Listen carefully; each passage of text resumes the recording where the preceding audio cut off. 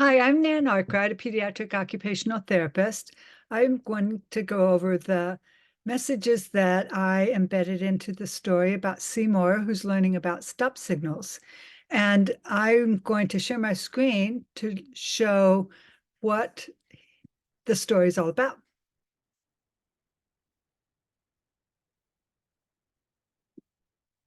So this is called Mindful Seymour Pauses, Watching for Stop Signals. So the reason I wrote the book is because one of the things that is very challenging for many of the kids I work with is listening to someone say stop. They hear the words, but they're so focused on what they want to do. It's so important to them. It's really hard for them to stop, and they need tools to help them. They need a grown-up to help them. And so the story is modeling for the parents or other caregivers how to help support the child in the moment when it's hard to stop, but also giving tools for the parents and other caregivers, as well as the child, that they can use in those moments to help their brains grow and to practice so that over and over and again practicing, soon it becomes easier and they get used to doing the stopping when someone asks, even when they don't really like it. So the story starts off with his first day at school, and he's playing Foursquare with his friends, having a great time, but then the bell rings. And so it's time for everybody to get in line. So he gets in line along with the other birds, but he's right in line behind the bird with the beautiful trailing tail feathers. And it's just asking too much of Seymour to not touch those because he's never seen anything like that before.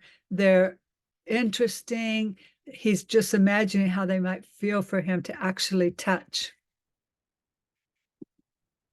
So he reaches down to touch them, but just then his sister, Tukesa, who is this one who's helping regulate him throughout his school day to help him learn about what's okay in terms of stopping, like how to stop, and helping him learn, like, this is how it works when you wait in line, this is what you do when you're waiting in line. And so she's running after him, saying, wait. Before you try to touch those tail feathers, take a look. I have some future vision goggles for you to help you learn about what to do when you see something that's really, really interesting to you, but it's on somebody else's body. So he's saying, well, I'm so excited about the tropic bird's tail feathers that I touch her feathers without asking. And then she asked me to stop. But they're so beautiful and so hard to stop, so I keep touching them anyway. And then I accidentally pull on her feathers. And this time she yells at me to stop. I get scared, so I kick her. And of course, I'm sure the bird was then scared and kicks him back. So he didn't, of course, mean to do any of this, but it is what happened. And she's going to help him understand that, well, how did this start in the first place, that you ended up getting kicked and that you kicked her? Like, what was the sequence of events that led to this point? So Seymour watches again through the future vision goggles, and then he sees that first the bird had turned to him and said, stop, nicely. And but because he didn't listen, then she got frustrated and her face is growing red, which you can see right there. So I'm trying to tell in the story about how important it is to watch body language of other people to get clues about what stop means. And again, sometimes kids are so focused on what they want that being able to stop is really, really hard. And they're not paying attention to those cues that others are giving through their voice or through their body language. So in order to kind of get his attention more, she puts her hands on her hips and says in a loud and firm voice to stop again. But because she kind of escalated her response to him, and because she probably didn't like her tail feathers being pulled, probably hurt, So he got scared and he kicked her. And he thought that she deserved it for yelling at him. So this is often a way that kids see the situation. They're not seeing that the the start of it was when they didn't know what to do in a certain situation and they made a mistake. And then there's a domino effect from there of what happens to them as a result of that. That part's hard for kids to see and understand, but it's easy to understand, like, you did something to me. Now, I didn't like that, so I'm going to kick you because that's probably a more of a fight or flight kind of response, feeling threatened, and not that he's actually trying to be threatening to her, but the brain is saying, it looks like you're in danger. She yelled at you. You should do something to protect yourself. But of course, that only makes it harder because now she's hurt too. And so Turkesa steps in at that moment and says, well, there is a way around this. Would you like to see another way to solve, to wait in line and to be able to think about what could I do if I'm interested in that bird's feathers? So she shows him how to switch the button on the future vision goggles and switch it from conflict mode to solution mode. So now what he's seeing is, as he studies the situation, well, this time I asked permission to touch your tail feathers. And while I'm waiting for her to answer me, I tuck my feet into my wings because I know it'll be hard not to touch them while I wait for an answer. So he's using some executive functioning skills. He's managing his impulsivity. He's thinking about the rules, about how you wait in line and personal space. He also is noticing what the other birds are doing in the line. So two birds at the end of the line are asking, can I give you a hug? So they're asking. The bird at the very end is having a hard time waiting in line. He looks like he's acting out something that he's thinking about in his head, pretend play. And then the next two birds in line are talking about who's taller and just everyday conversation. And then the next bird toward the front is thinking, wow, this has taken a long time, and starting to get impatient while he's waiting for the teacher to come and pick them up. Doesn't quite know what to do with himself. So all this goes on in lines in schools. And so Seymour's noticing all of this, and he can use this information for another time when he's really interested in touching something on somebody else's body, and he's trying to regulate and follow these rules. So here are some alternatives to doing that, especially if the person says, no, please don't. Oh, okay, what else can I do while I'm waiting in line? So he's understanding, he asked for permission, and but he's got to wait for an answer too. So when he zooms in again, Turkesa is asking what else he sees, and he says, well, I pause, and this time I decide to stop when the tropic bird asks. And this is something I see a lot with the kids I work with, that they're not wanting to stop, or they're not wanting to do something that isn't fun for them. And they will look for ways around it. But in the end, I see them make the decision, okay, I'm just going to do it. And that's what he's saying here. Okay, I don't like the idea. I'd rather just not have to use words. I'd rather not have to wait. I'd rather just be able to do what I want to do. But I'm listening now about what people like if I want to be in their space.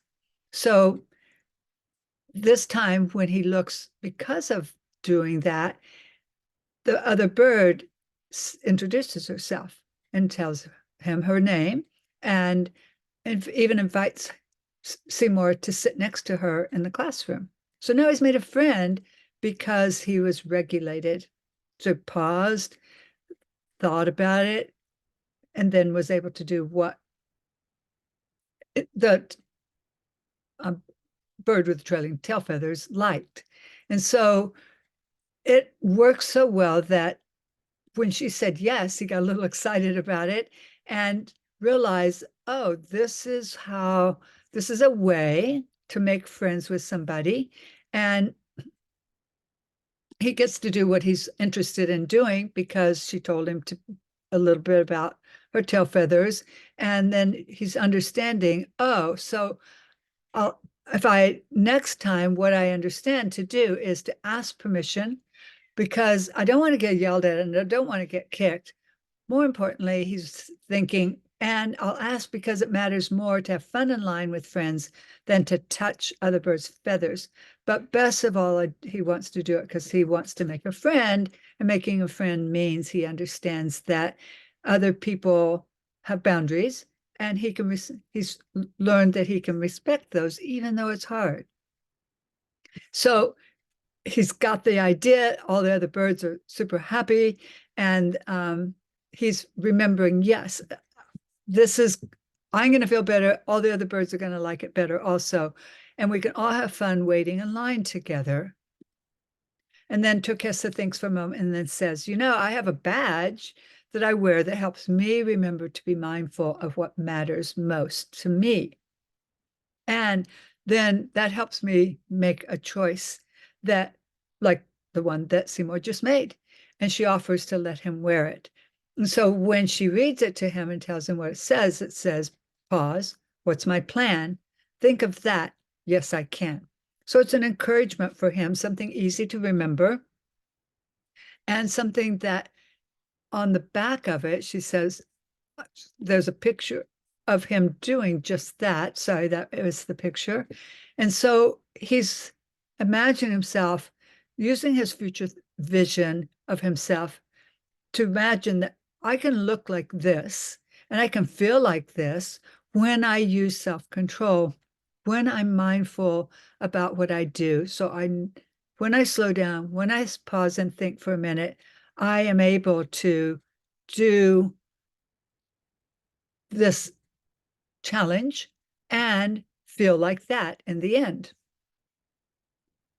So when Seymour comes into the classroom, his teacher asks him about the goggles, and he has the opportunity now to reinforce the message for himself, but he's also able to share that with the class, which is beneficial to the class as well, because he's regulated, he's sharing information about how they can do the same thing, even though maybe some of them weren't having challenges in that way, but he's letting them know that yes, the rule is we ask and wait for an answer before we are in someone else's space. And the goggles help him do that by reminding him of thinking of other spaces and asking before touching. So he's also reinforcing and other birds like that when you ask permission. And so pausing, all the things that we just said, he's just reiterating it. And in doing so, it's reinforcing for him and it's helping him think, I have a plan. It might take a little extra time for me to actually pause and do this and wait for an answer but it makes it so that everyone likes it. And so because he's done this, the teacher now has a classroom full of kids, birds, who are able to listen to her lesson because they are calm. They've had a little pause themselves to be mindful about how do we think about others in our classroom in terms of giving people space, thinking about what they like and don't like, and honoring that and being respectful of that. So that's the story. And I will stop sharing my screen now.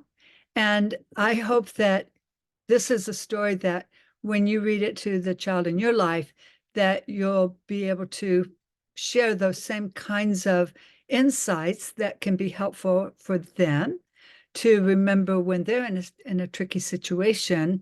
And also to help even further, I've made free gifts that are reinforcers of these messages that are helpful and fun to do with kids. Plus, there's a fine motor component to them. And also included in the free gifts are some handouts for the adults that can help remind how to support children in doing this. So this is a challenge many kids have, and it's really hard for many kids because it takes a lot of self-control to keep hands to yourself. And so I'm hoping that kids will relate to Seymour. That's why I wrote the book, to help kids say, I can be like Seymour. Yes, I want to do that too, because all kids do want to follow the rules. They sometimes need explicit teaching. They sometimes need a little extra support to help them be successful. And remembering, pause, think through for a minute, think before you don't think, and what's going to happen. What are the possible things that can make it motivating for you to wait for a minute and think about what people like, so that the outcome is something that you like. And in Seymour's case, it was making a new friend. And he even offered her a compliment also after he made a new friend. So it engenders that type of relationship between the two of them, that kids can say, yes, I'd like to have a friend like that too.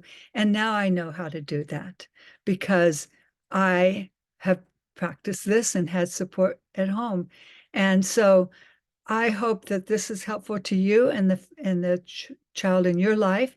And I hope you'll tune in for another video. I'll go over another story about Seymour. There's a series of 7.